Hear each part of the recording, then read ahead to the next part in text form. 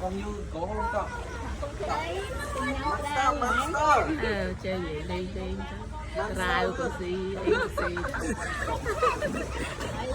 thôi chẳng nhắm hơi sờ bài trước mà nhắm cái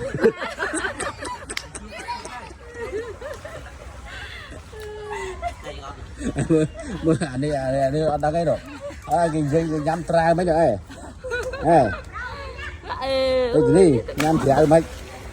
nhắm theo hay nhắm sờ bài bây giờ chưa vụ mình nhắm thẻ kia đó đấy vụ